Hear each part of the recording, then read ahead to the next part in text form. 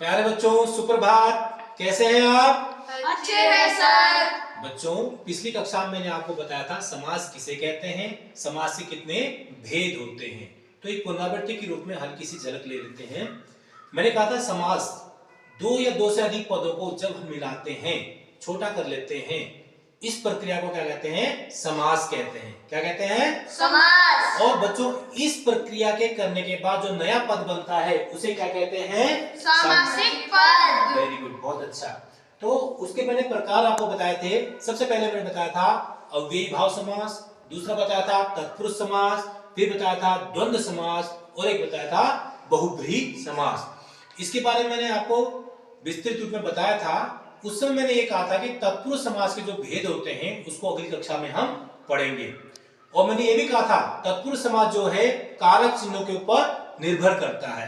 कारक चिन्ह क्या होते हैं? देखो, कर्ता ने कर्म को करण से या के द्वारा, संप्रदान के लिए, आपादान से यानी कि अलग होने के अर्थ में। जैसे पेड़ से पत्ता गिरता है, पेड़ पत्ता अलग हुआ ना पेड़ से, तो वहां पर आपादान कारक आएगा। संबंध काके की, ये संबंध बताता है। जैसे राजा का पुत्र, राजपुत्र, इसमें संबंध बताया राजा और पुत्र का, तो वहां पर संबंध कारक आएगा। ऐसे अधिकरण में पर संबोधन हे अरे, इसमें जो ये कारक है कर्म से लेकर अधिकरण तक, इसका प्रयोग हम तत्पुरुष समास के भेद में करते हैं। सबसे पहला जैसे है कर्म तत्पुरुष, कर्म कारक है तो क्या हो जाएगा? कर्म तत्पुरुष। जैसे बोला स्वर्गगत, क्या बोला? स्वर्गगत यानी स्वर्ग को गया हुआ। अब इस तत्पुरुष समास में क्या हुआ? को कारक चिन्ह का क्या हुआ? लोप हो गया, यानी कि इसमें कारक चिन्ह क्या हो जाते हैं? गायब हो जाते हैं। जैसे है स्वर्गगत, स्वर्ग को गया हुआ। चिड़ी मार, चिड़िया को मारने वाला, इसमें भी को कारक चिन्ह का क्या हो रहा है? लोप हो रहा है। तो इसमें कौन सा तत्पुरुष लगेगा? कर्म तत्पुरुष। स्वर्गगत, चिड़ी मार, यश प्राप्त, यश को प्राप्त, गगनचुंबी, गगन को चूमने वाला, इन दोनों में क्या हो रहा है? को कारक चिन्ह का क्या हो रहा है? लोप हो रहा है। इसलिए इसमें कौन सा तत्पुरुष समास हुआ? कर्म तत्पुरुष समास। दूसरा है करण कारक चिन्ह है, यानी से के द्वारा, इसमें बोलेंगे करण तत्पुरुष समास। जैसे शोक आकुल, शोक से आकुल, हस्तलिखित, हाथ से लिखा हुआ। तो इसमें इन दोनों में क्या हो रहा है? से कारक चिन्ह का लोप हो रहा है। तो इसमें कौन सा हुआ? करण तत्पुरुष समास। तीसरा है संप्रदान कारक चिन्ह है, संप्रदान के लिए। जैसे हवन सामग्री, हवन के लिए सामग्री, कौन सा कारक चिन्ह लगा इसमें? कौन सा?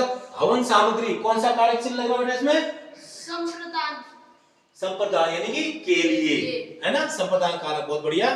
तो क्या हुआ? हवन सामग्री, हवन के लिए सामग्री। ऐसे होता है देशभक्ति, यानी कि देश के लिए भक्ति, तो कौन सा कारक चिन्ह इसमें भी? संप्रदान। बहुत बढ़िया। तीसरा है आपादान कारक चिन्ह, यानी आपादान से अलग होने के अर्थ में, जैसे अलग हो रहा है आपादान से। तो इसमें कौन सा हुआ? रोग मुक्त, यानी कि रोग से मुक्त, रोग से अलग हो गए ना। ऐसे पथ भ्रष्ट, पथ से अलग हो गया। धर्म भ्रष्ट, धर्म से अलग हुआ। तो आपादान से कारक चिन्ह का इसमें क्या हो गया? लोप हो गया, अलग होने के अर्थ में। फिर हमने बताया संबंध कारक चिन्ह होता है इसमें का के की। जैसे बोला राजकुमार, राजा का कुमार, राजा और कुमार के बीच में क्या बताया? संबंध बता रहे हैं। तो इसमें कौन सा कारक चिन्ह का लोप हुआ? राजकुमार, यानी का कारक चिन्ह का क्या हुआ? लोप। संबंध कारक चिन्ह है इसमें, ठीक है। तो संबंध तत्पुरुष समास हो गया। इसके पश्चात अधिकरण में पर, जैसे बोला घुड़सवार, घोड़े पर सवार, तो कौन सा कारक चिन्ह है इसमें? पर कारक चिन्ह का लोप हो रहा है। और ऐसे ही सिर दर्द, सिर में दर्द, गृह प्रवेश, घर में प्रवेश, इसमें भी में कारक चिन्ह का लोप हो रहा है। तो इस प्रकार ये तत्पुरुष समास जो है हमारे कारक चिन्ह के ऊपर निर्भर करते हैं। तो तत्पुरुष समास के भेद क्या हो गए? कर्म तत्पुरुष समास, करण तत्पुरुष समास, संप्रदान तत्पुरुष समास, आपादान तत्पुरुष समास, संबंध तत्पुरुष समास, अधिकरण तत्पुरुष समास, संबोधन तत्पुरुष समास। और इसके अलावा दो मुख्य भेद होते हैं, जैसे कर्मधारय तत्पुरुष समास और द्विगु तत्पुरुष समास। ठीक है बच्चों? तो ये आपको समझ में आया? तो इसमें जो है कर्मधारय समास नील कमल, नीला है कमल, है ना। इसमें क्या हो? पहला जो पद है दूसरे पद की क्या करता है? विशेषता बताता है। कमल की विशेषता कैसी है? नीला है। ऐसे महात्मा, महान है आत्मा, आत्मा कैसी है? महान, आत्मा की विशेषता है महान। दूसरा है द्विगु समास। इसमें क्या होगा? पहला अंक क्या होगा? संख्यावाचक। पहला पद क्या होगा? संख्यावाचक। जैसे बोला चौराहा, 4 राहों का समाहार।